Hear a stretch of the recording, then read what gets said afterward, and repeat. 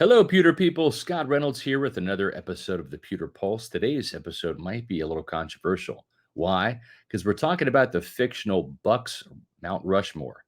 That's right. We got to pick four Buccaneers to have their faces blasted into stone up there in South Dakota. Who's it going to be? Well, let's start with the guys that have their busts, their bronze busts already in Canton. That's right. Here's my four: Warren Sapp, Leroy Selman, Rondé Barber, and Derek Brooks. Leroy Selman was the first Buccaneer inducted into the Pro Football Hall of Fame in 1995.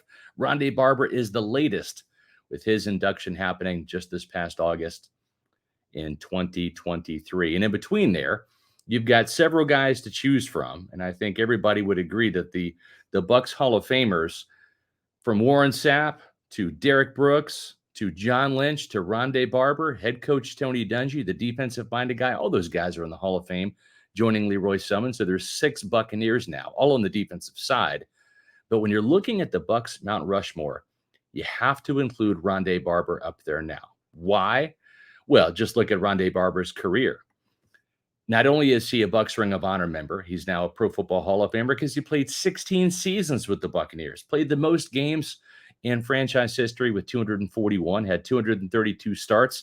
That's the third most by an NFL defensive back, by the way.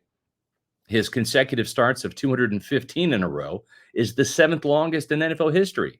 Then you factor in he's the only NFL player in the prestigious 40-25 club. That means those 47 interceptions and 28 sacks in his career set him apart from everybody else.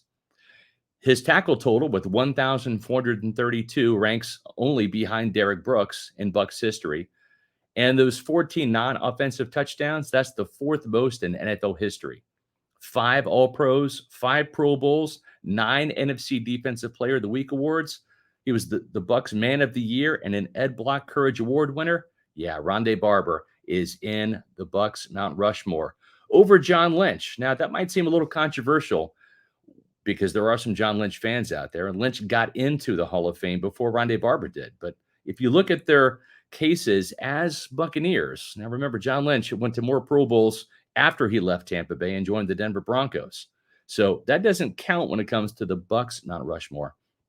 It's Barber, Brooks, Sapp, and Selman. Those are the four guys on the list now that Rondé Barber has become a Hall of Famer. Now, the other thing, too, is when you ask yourself this question, and this is what disqualifies John Lynch, who I love, by the way, but it disqualifies him from this conversation. When you ask the question, who's the best defensive back in Bucs history? It's Rondé Barber, hands down. John Lynch is number 2, and probably Donnie Abraham, who's the second leading interceptor, is number 3 on that list. But because Rondé Barber has more interceptions than anybody and is considered the best defensive back, that's what makes John Lynch the odd man out in the Bucs Mount Rushmore. Now, will this always be a defensive Mount Rushmore? Could Mike Evans or, say, Tristan Wirfs, who is on a Pro Bowl role right now and is on a Hall of Fame type trajectory, could one of those offensive players eventually unseat one of these guys? Maybe.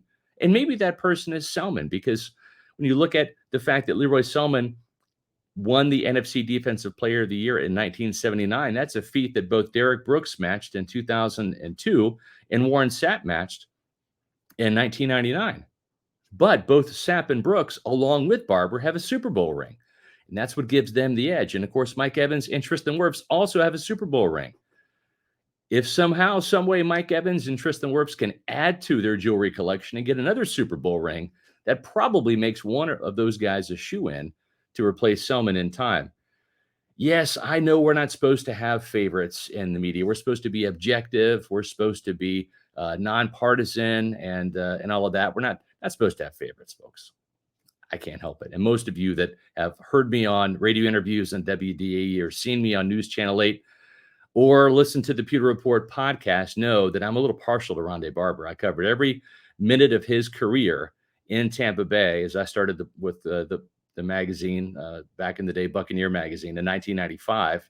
Rondé Barber came aboard in 1997. So out of all of the Buccaneers, I'm partial to Rondé Barber. And I've got to put him in to the Mount Rushmore of Buccaneers? Because I'm a little partial, maybe, but also because the facts bear it out. He's just that good. He's a legend, and as it stands right now, he is one of 4 Buccaneers on the Bucs Mount Rushmore, as I see it. Now, let me know what you think, Pewter people. Leave a comment below and make sure that you like this video. Make sure you give us the thumbs up and let us know what you think of the Pewter Pulse series and what do you think of today's topic. Make sure that you're also subscribing to Pewter Report TV. That's our YouTube channel for more great Pewter Report content, as well as more Pewter Pulse episode. Make sure you follow us on X, Facebook, and Instagram at Pewter Report, and that you're visiting pewterreport.com for the latest Buccaneer news and insight. And we'll be back with another edition soon of the Pewter Pulse.